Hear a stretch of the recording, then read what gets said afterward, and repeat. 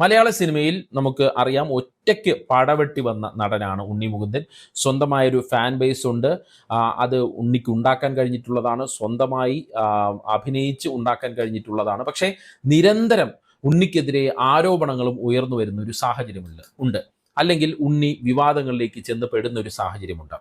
അതിലേറ്റവും ഒടുവിലത്തെ കാര്യമാണ് മാനേജർ വിപിനുമായി ബന്ധപ്പെട്ട് ഉണ്ടായിരിക്കുന്നത് എന്ന് നമുക്ക് പറയാം. 15 ദിവസങ്ങൾക്ക് മുമ്പ് അദ്ദേഹം സംവിധാനം ചെയ്യുന്ന വലിയൊരു ചിത്രം ശ്രീഗോകുലം മൂവീസിന്റെ ബാനറിൽ അനൗൺസ് ചെയ്തിരുന്നു.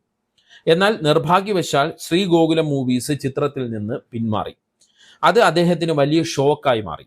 കൂടാതെ ഒരു പ്രമുഖ താരം അനൗൺസ് ചെയ്ത് ചിത്രീകരണം ആരംഭിക്കാനിരിക്കുന്ന മറ്റൊരു ചിത്രം ഉണ്ണി മുകുന്ദൻ അതിന്റെ പ്രൊഡ്യൂസറോട് നിശ്ചയിച്ചിരിക്കുന്ന താരത്തെ ഒഴിവാക്കി തന്നെ വെച്ച് ചെയ്യണമെന്ന് ആവശ്യപ്പെടുകയും ആ പ്രൊഡ്യൂസറോട് സംസാരിക്കാൻ എന്നെ നിയോഗിക്കുകയും ചെയ്തിരുന്നു. എന്നാൽ അത് നടക്കാതെ വന്നതിലുള്ള അമർഷം ആ പ്രൊഡ്യൂസറെയും എന്നെയും ഫോണിൽ വിളിച്ച് അസഭ്യം പറഞ്ഞാണ് ഉണ്ണി മുകുന്ദൻ തീർത്തത് എന്നാണ് വിപിൻ പരാതിയിൽ പറയുന്ന ഏറ്റവും പ്രധാനപ്പെട്ട കാര്യം. ഞാൻ മനസ്സിലാക്കുന്നത് മാർക്കോയുടെ തന്നെ പ്രൊഡ്യൂസറായ ഷെരീഫ് മുഹമ്മദ് നിർമ്മിക്കുന്ന ചിത്രമാണ് കാട്ടാളൻ. ഈ കാട്ടാളനെ കുറിച്ചാണ് ഈ വിപിൻ ഈ പരാതിയിൽ പറഞ്ഞിരിക്കുന്ന ഈ ഭാഗമെന്ന് തോന്നുന്നു.